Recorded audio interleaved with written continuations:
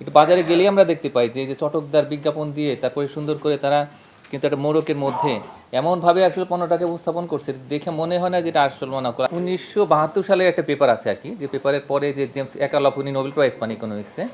তো উনি যেটা বলেছেন যে আসলে এক পক্ষের হাতে তথ্য থাকে, মানে যারা আসলে এই ভেজাল নকল পণ্য নিয়ে আসছেন বাজারে তার কাছে সম্পূর্ণ তথ্য আছে, কিন্তু বিপরীতে যারা হচ্ছে এটার ভোক্তা তাদের কাছে তথ্য নেই, তারা মনে করছেন যে এটা একটা আসল পণ্য, যার ফলে তারা ঠকছেন, প্রতারিত হচ্ছেন। এবং তিনি ওই লেমনটা নিয়ে, মানে এটা খারাপ প্রোডাক্টটা নিয়ে উনি বিভিন্ন রকমের কিন্তু অসুখ বিসুখে আক্রান্ত হচ্ছেন, এবং তার যে আপনার কস্ট সেটা কিন্তু অনেক হাই। টোবাকো প্রোডাক্টের ক্ষেত্রে জানি যে সেটার এটা প্রায় 30,000 কোটি টাকার মতো একটা খরচ আছে, মানে স্বাস্থ্যের ক্ষতি এবং উৎপাদনশীলতার ক্ষতি। তো এই স্কিন কেয়ার প্রোডাক্ট ব্যবহার করে আসলে ক্ষতি যেটা হচ্ছে নকল ভেজাল পণ্য ব্যবহার করে, তো সেটার হেলথ কস্ট কতটুকু সেটা যদি আমরা জানতে পারি তাহলে সেটা কিন্তু একটা তখন আইন প্রণয়নের ক্ষেত্রে কিন্তু এটা কাজ করবে। অনেকগুলো প্রোডাক্ট এখন বাংলাদেশে আসছে যারা কিন্তু আমেরিকান স্ট্যান্ডার্ড ফলো করছে।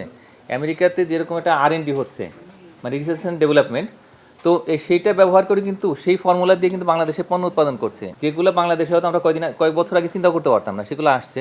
কিন্তু আবার একই সঙ্গে দেখা যাচ্ছে কি যে তারা যখন বাজারে নামছেন তখন কিন্তু তার প্রতিযোগিতা করতে হচ্ছে ভেজাল পণ্যের সাথে, সেটা মানে ওই লেভেলের প্রোডাক্টটা কিন্তু বাজারে আসছে না। মানে সুতরাং একটা অসম প্রতিযোগিতার যে একটা ক্ষেত্র তৈরি হচ্ছে, তাতে করে কিন্তু আসলে এখানে যে বিনিয়োগ, এখানে যে এই গবেষণা উন্নয়ন, সেটা কিন্তু বাধাগ্রস্ত হচ্ছে। যথেষ্ট সম্ভাবনা রয়েছে সেটার থেকে কিন্তু আমরা বঞ্চিত হচ্ছি, শুধুমাত্র এই যেটা এই ভেজাল নিম্নমানের পণ্য, তো সেগুলো যেহেতু বাজারে আছে এটার কারণে কিন্তু আমাদের সেই বিনিয়োগটাকে উৎসাহিত করতে পারছি না আমরা।